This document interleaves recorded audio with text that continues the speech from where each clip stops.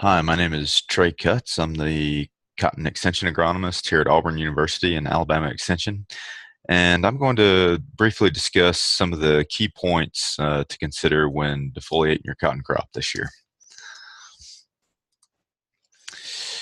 Some of the obvious benefits of cotton defoliation are removing the leaves, which then eliminate sources of stain and trash. Um, Defoliating your cotton tends to improve your lint grades by helping the lints to mature out.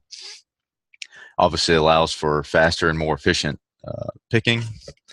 Helps to manage your maturities and can help your bolls to go ahead and open up, allowing for an earlier harvest.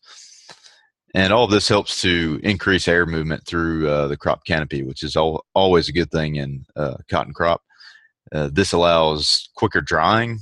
Uh, During the early mornings, you can possibly get in there and pick earlier because the dew dries off quicker. And all of this helps, of course, to help prevent boll rot. Also, getting all this trash out of there before you pick helps storage in your cotton modules.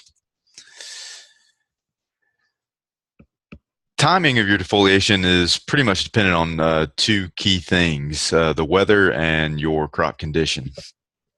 When looking at the weather, the most effective cotton defoliations are when temperatures, sunlight, and relative humidity are all high at application and also 3 to 5 days following. Also, optimal conditions include nighttime temperatures that are above 60 degrees Fahrenheit. Leaf drop is shown to increase when your nighttime temperatures do not dip below 60 degrees Fahrenheit.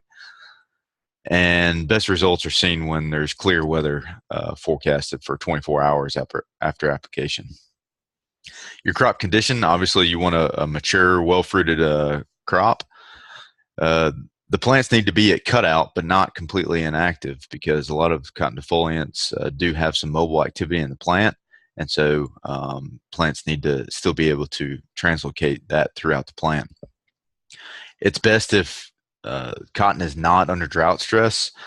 Drought stress tends to thicken up leaf cuticles, and that has the effect of inhibiting uptake of cotton defoliants.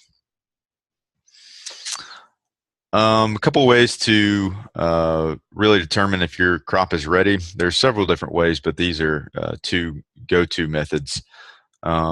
First, looking at percent open boll. On average, you want about 60% open.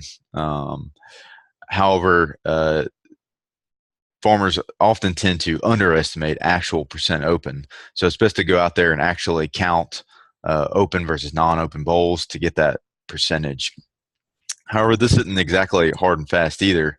If your fruit set was over a long period of time, you may need to actually wait longer to defoliate, depending on if your upper bolls are mature or not. On the flip side of that, if you had fruit set that happened in a very short amount of time, you may want to look at defoliating at 40 to 50% open. It all depends on how mature your upper bolls are. And it's always important to remember that defoliating prematurely may negatively impact your fiber quality because they just don't have the chance to mature out before you shut the plant down. In order to make sure that your upper bolls are indeed mature, it's good to use the sharp knife technique, and you can do this while you're out there counting your bolls for percent open. Go to your uppermost harvestable yield contributing boll, which is typically about 4 to 5 nodes below the terminal, and cut a cross section like the picture on the right.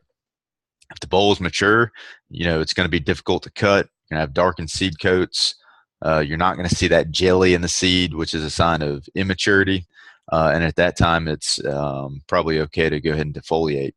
But it's always important to use a combination of these factors, including the weather, percent open boll, what are your upper bolls look like as far as maturity. So it's always an amalgamation of these things to determine your timing. A couple of application considerations to make are the two big ones are coverage and whether you use one or two passes. Uh, whether or not you choose to do a one pass or two pass approach, coverage is always the name of the game. Um, a lot of the harvest aids that we use are not extremely mobile in the plants, and so adequate coverage is really important on that. Hollow cone nozzles are much more superior than air induction because they allow a more fine mist and to do it at a higher pressure to get down through the canopy. When looking at doing a one pass or two pass approach, there's obviously going to be a lot of economic considerations that go into that, and just preference on what you like to do for your management system. However, if you're looking at a crop that's really lush, has a dense canopy, especially under irrigated cotton, you have a substantial amount of mature green bolls that need opening. Really, we would recommend looking at a two-pass approach. And when doing a two-pass approach, you want to look at your first pass as trying to defoliate as much as possible without desiccating the leaves and exposing those unopened bolls. And on your second pass, come back and with the objective of defoliating the lower canopy, plus then adding your adequate boll opener to stimulate that boll opening. A few other considerations to make. When you're looking at a very lush canopy, and you may want to bump that rate up a little bit. Excessive rates are not always a good thing. They can often cause the leaves to burn and stick on the plant, which is exactly what we don't want. We want those leaves to drop off nice and clean. So, bumping your rate up might actually hurt you rather than help you. Where you have that rank cotton, really look at that two-pass program, sticking to your labeled rates. It'll be a lot more effective in fully defoliating that entire canopy. Genstar, which is a popular product to use, do not recommend an adjuvant because it just simply makes it too hot. Using a mix of herbicidal products with desiccant when you have really high temperatures may increase your likelihood to desiccate those leaves and make them stick and not drop off. Also important to remember that some varieties do require a later defoliation, like around 70% open, in order to have those high fiber quality characteristics realized. And so please consult the relevant necessary material to understand how to manage those varieties. And also important to consider, if you're planning on planting small grains behind your cotton, a lot of products have rotational restrictions. So make sure to check those out and use the appropriate product. That's it. That was a quick and dirty overview of some of the key points. A lot of more details can be found in the 2017 Mid-South Cotton Defoliation Guide, which can be found on alabamacotton.com.